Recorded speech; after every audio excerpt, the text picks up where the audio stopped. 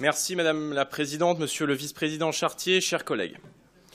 Puisqu'il s'agit de traiter d'un dispositif relatif à la politique de la ville, je vais me charger de la discussion générale et Valérie de Saint-Just défendra nos amendements.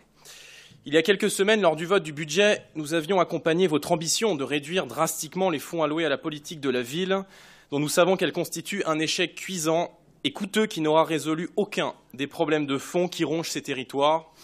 Insécurité, précarité, échec scolaire ou encore chômage y sont durablement ancrés. Dans l'exposé des motifs, vous dites vouloir rompre avec les politiques qui ont échoué et agir en faveur de ces territoires. Je vous rappelle que si ces quartiers sont dans cet état-là, c'est en partie de votre fait, vous êtes peut-être amnésique, pas nous. Vouloir changer de méthode en utilisant les vieilles recettes revient à vous prendre un mur et surtout à jeter l'argent des franciliens par la fenêtre.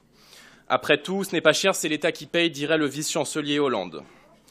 Ce fonds d'investissement à destination des quartiers poursuit une logique de discrimination positive territoriale. Vous l'admettez à demi-mot au sein du rapport. Des dispositifs plus ou moins similaires ont déjà été testés à plusieurs reprises sans succès. Les entrepreneurs issus des quartiers, dont nous savons qu'ils sont nombreux, sont des acteurs surtout en manque de connaissance des différents dispositifs de soutien déjà existants, acculés qui plus est par des charges sociales et fiscales insurmontables. Là, ils peuvent naturellement remercier Nicolas Sarkozy et François Hollande.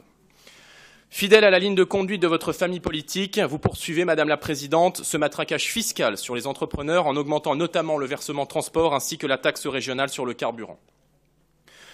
Madame la Présidente, bon nombre des habitants des quartiers prioritaires n'attendent hélas plus grand-chose des pouvoirs publics et vos politiques sont de véritables machines à désillusion. Ce que vous nous proposez ici dans cette délibération existe déjà sous forme de couveuse à l'échelle des conseils départementaux notamment. Une fois n'est pas coutume, vous commettez un rapport fantoche en recyclant les vieilles lunes de la politique de la ville. Nul doute que ce dispositif vous permettra de vous donner bonne conscience et de faire votre communication politicienne. Valérie Pécresse au soutien des banlieues, ça fait joli dans les médias, mais les résultats concrets sur le terrain sont hélas toujours aussi bidons. Il est d'ailleurs étonnant, j'en terminerai là-dessus, de constater que vous refusez à diligenter un audit sur la politique de la ville, notamment sur ses dispositifs économiques, comme l'a pourtant recommandé le Césaire en novembre dernier dans sa synthèse sur le NPNRU. Je vous remercie.